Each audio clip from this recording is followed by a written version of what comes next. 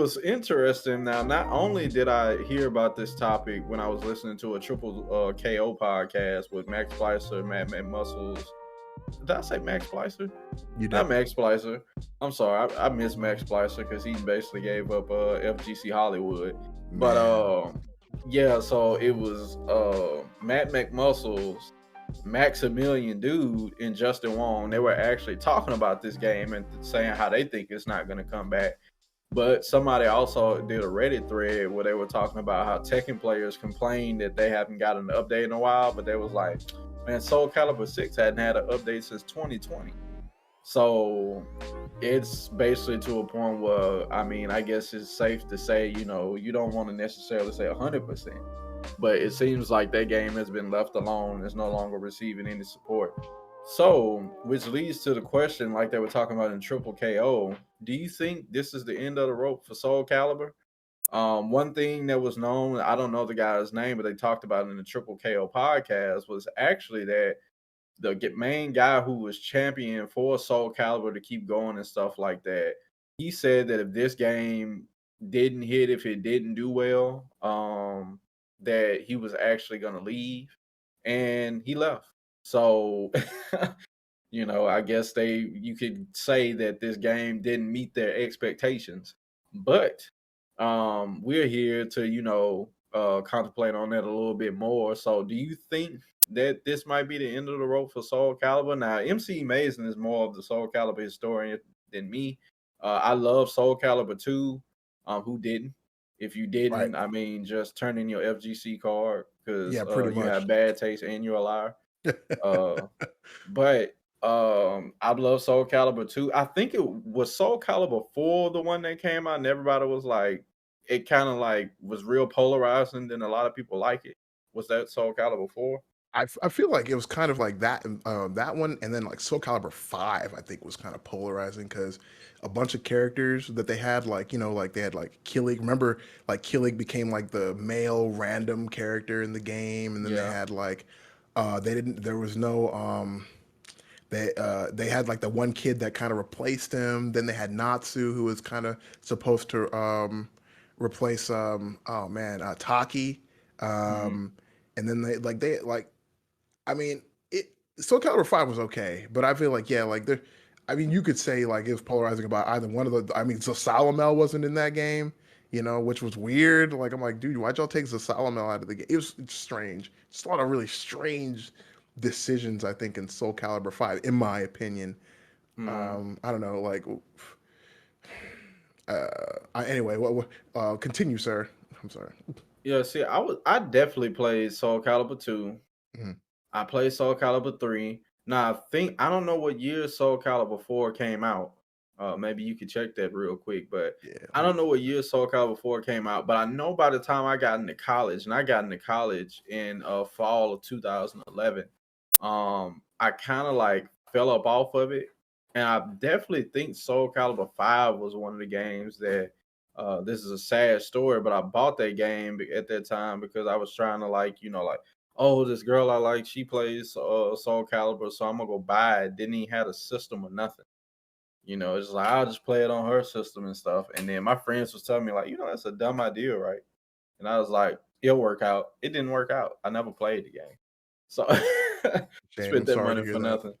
But yeah. So I don't know which one was coming out. Which ones was the first one that came out when I got in college.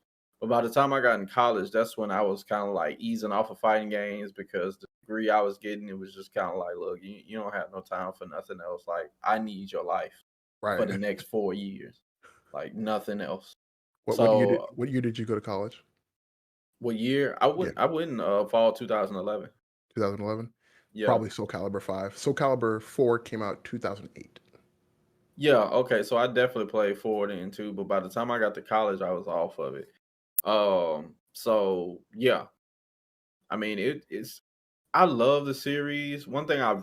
truly love about it, and me and Stephen Main talked about this. He was like, Street Fighter has the deepest lore of all fighting games, and I was like, man, I don't know, man. Like, you with his Street Fighter stuff, he has to really it's almost like conspiracy. You really have to dig deep into it. But Soul Calibur really presents it. It's just like, look, this stuff is deep and fast. It's a lot of stuff going on.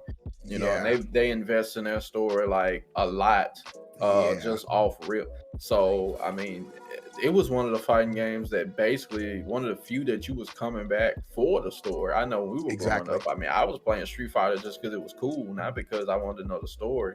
I wanted to know Street Fighter stories after I thought the characters were cool. But Soul Calibur really drew you in for their story. Mhm. So, do I think it's gonna come back? I mean, it has kind of gone along the wayside after a while. I mean, Combo Breaker was one of the was the last tournament that kind of brought it back and gave it some very good recognition. But outside of that, you're really not hearing too much about it. I mean, you really didn't hear a lot about it at CEO. You're not hearing a lot about it at Evo.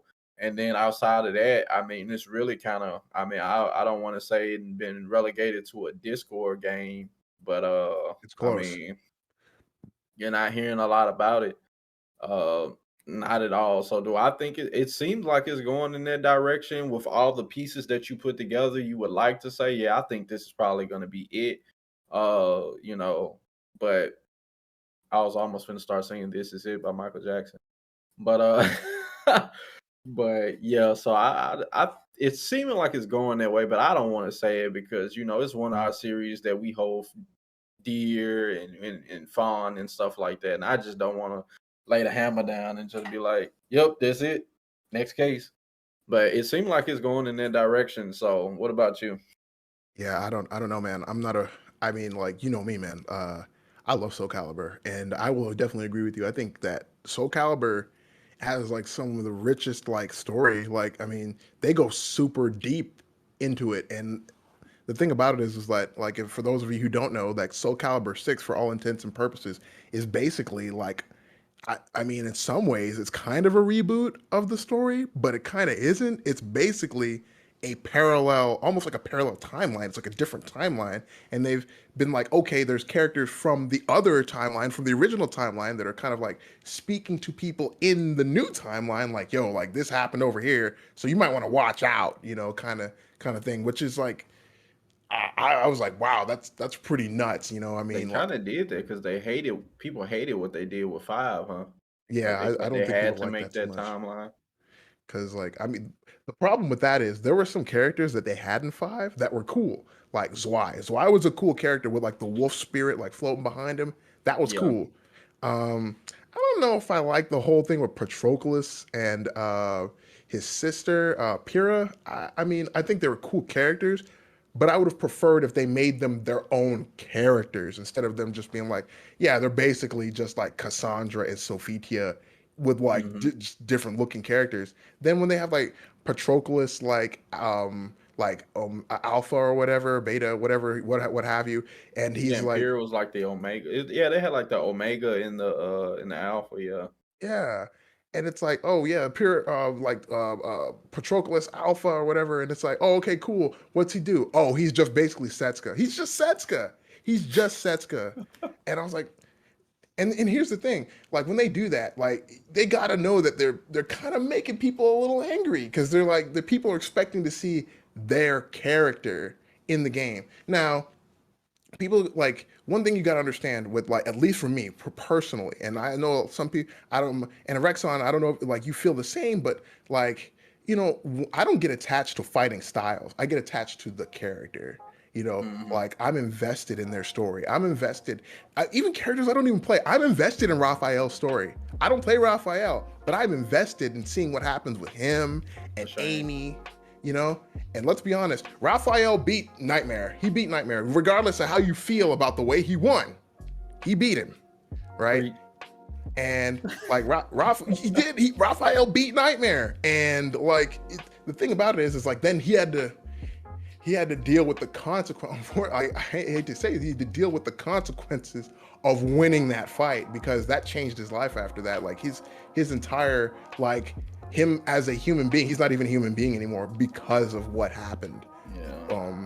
And you got Amy, and Amy's an actual character now. Like Astaroth, and like his whole thing, like he's a golem, but he's got his like, and he's basically supposed to be like this automaton almost, but no, he's got his own designs. He's got his own ideas about what should be going on. Then you got like, Sophitia and Cassandra, Maxie, who's constantly on the eternal quest for revenge against Astaroth. That's raw. You got Kilik, who's constantly like dealing with the light and dark, good and evil side of himself, trying to like focus on using the Kali Yuga, to like, purify himself. And then every once in a while, and especially in Soul Calibur 6, he's got to dip into that, not that side that he kind of denies in order to like make things happen. And I think that's pretty cool. There's all these like crazy sides to people that, and here's the thing, right? In Soul Calibur, one of the things I appreciate is that you really get a sense for everybody's personality while you're fighting. It's like you don't need to play the story to know that Raphael looks down basically on everybody he's fighting. Like when he's about to lose a fight, it's like when people are about to lose a fight, they have quotes that they say, and like when it's like a final round and he was winning and now he's like, and now it's down to a final round. He's like, stubborn imbecile. Like, why don't you just lose already? Like, I'm ready for the fight to be over. And like even Astaroth, he just says, just give it up, man. Like stop, just lose already. Yeah, they were very vocal during matches. I love it. That's one of the things I love about Soul Calibur. It's like their personalities always shine through.